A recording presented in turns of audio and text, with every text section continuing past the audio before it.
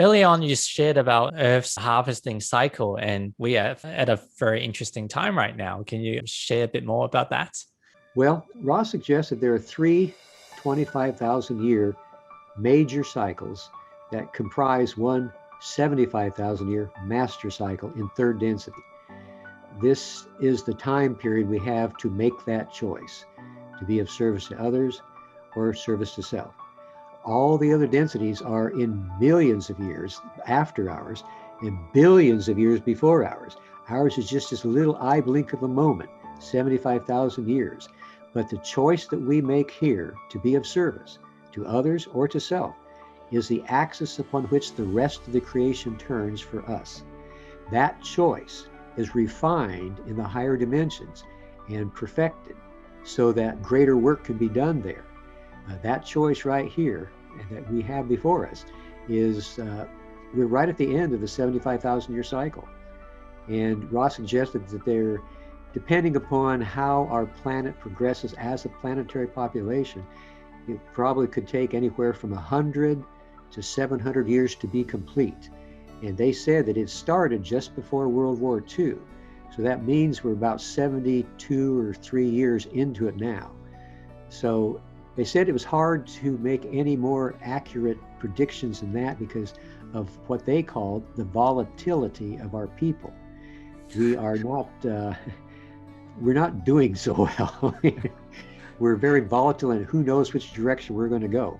You know, we're hoping that people will finally make the choices to use that, catalyst of the moment, to find that love in the moment, to become conscious seekers. But the time grows short. And Ross suggested that in all likelihood, the harvest will be small, that most of the people on our planet will have to go to other third density planets and repeat this 75,000 year cycle to try again to make the harvest. But they said there is one wild card possibility. Could our planet, in one fine, strong moment of inspiration, make that choice?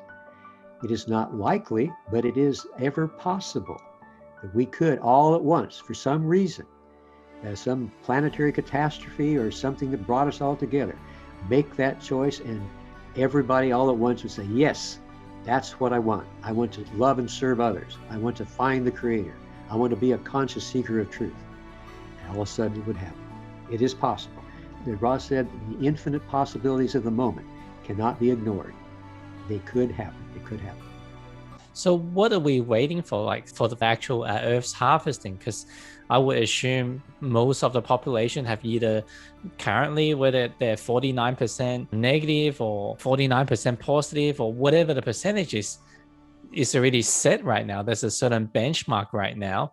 So we just start shifting people one way or the next, or is it waiting, hey, let's try to get more people into the positive oriented to learn about love, and then we'll finish this chapter? Well, there are spiritual groups of various kinds all over the earth, and each group is doing its very best to share the knowledge that it has in service to others, to have awakenings of how that we can find that love in the moment. The mystics of all ages have always existed, and these people are all over the place. And if you do some investigations, you find that there's different places. It looks like fourth density is born in this particular place. People are, they're living cooperatively. They're helping each other. Apparently, there has been for the last, since the 1980s, there have been entities being born on this planet that have what Ra called the dual activated bodies. They don't just have the third density body like we have. They also have made the graduation on other planets. They've come here early to help out this planet because they see all this turmoil as great chances of being of service.